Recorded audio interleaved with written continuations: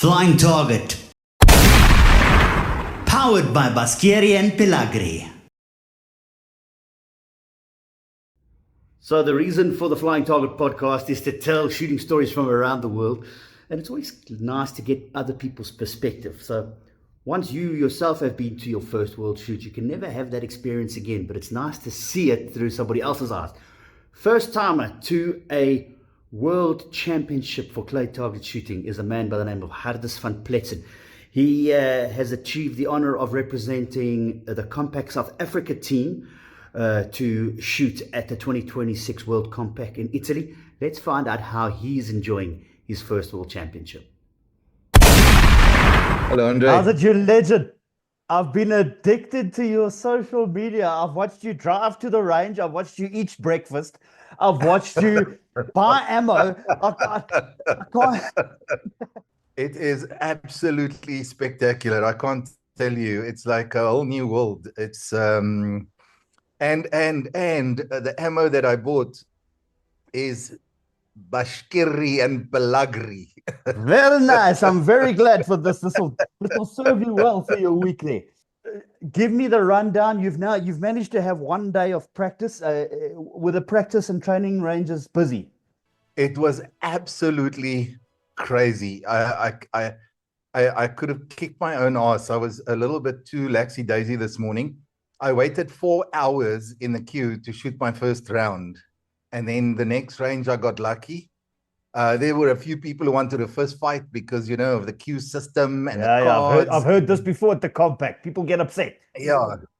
People got really, really angry and upset and whatever. I just took it in my stride, minded my own business. But I did shoot 4 ranges. It was beautiful. I mean, look, it's next level. It's very professional. It's very good. It's the range is beautiful. I think you've seen from the videos I've put on social media that things work. I didn't see a single breakage today. Not a single clay broke. Everything went smooth. When they had to change clays and whatever, there was like 6 or 7 people running to go and do it. It was really cool.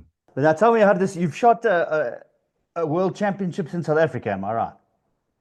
No, never. This is my first experience. Oh, so this is your very first one. Okay. Yeah. Now, this is a lovely point of view to get. Okay, so first thing you say it's been very professionally run and it's all working. How are you adapting to the voice release? That's the easy part. Let me tell you, that's the easy part. It's like, I'll explain it if anyone have not kind of experienced it. You know, you've got to experience it.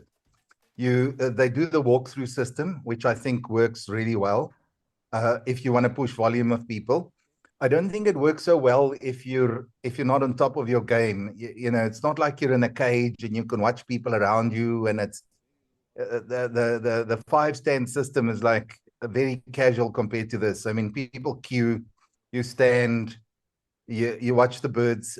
So you get onto the stand, the light comes on, and you've got to say pull, and the thing pulls, man. And then you've got to shoot. And it's today all the ranges were 1 single and 2 doubles. Yeah. So it wasn't easy. And then it moves on to the next person, and you're through that system so quickly. But it worked really, really, really well. I put a few videos on social media showing the whole system. It's not easy, but it worked well.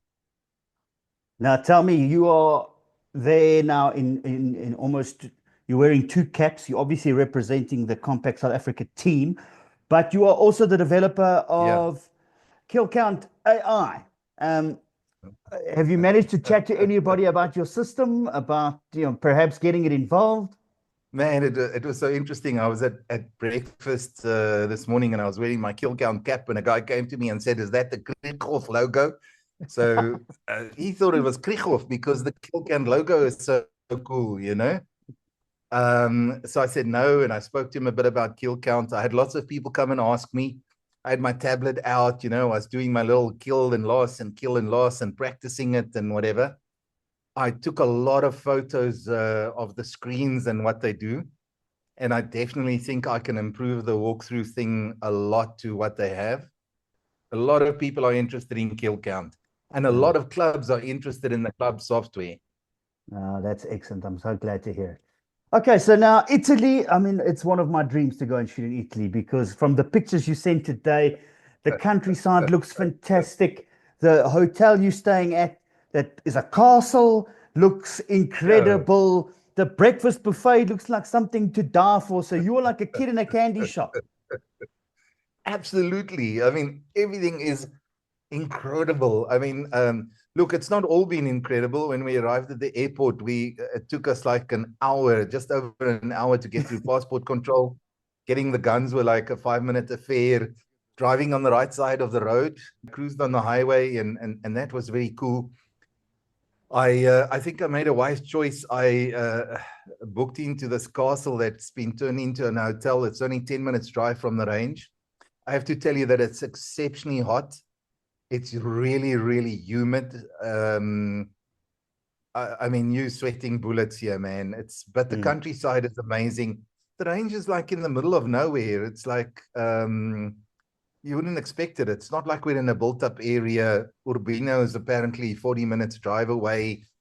I don't know where people come from. They must drive at least, I don't know, but man, it's like just on the go, and it's pumping.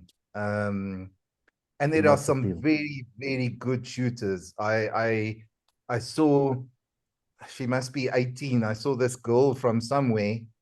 She came there. The gun was bigger than her. She smoked every single clay. She just shot it straight right in front of me, like she was sitting on the couch having popcorn, man. So, yeah, speaking of which, have you seen any shooting celebs, people that you've dreamt of seeing? On being your first World Championships, I'm sure you must have had in your mind of a few people you'd like to run into. No, look, I don't think I'm in the shooting fraternity long enough to know the who's who. I did see the president of FITASC speaking with Costa, and that was interesting. But no, unfortunately, I don't know enough. You know, all I saw was all the well-known South Africans. You know. Yeah, well, there you go. That's all you need. Yeah, and some of them looked really serious and motivated and like Parad, man. They were like patrolling the ranges, and they were shooting and like practicing, and it was like a serious affair. Noah, listen, I hope you have a fantastic time. I'm sure it's going to be an experience second to none. I look forward to hearing all of the stories when you get back. Thank you so much for taking some time out of your trip to talk to me. And I'm wishing you all the best. Wonderful. Thanks, man. Have a good evening. Flying Target. Powered by Baschieri and Pelagri.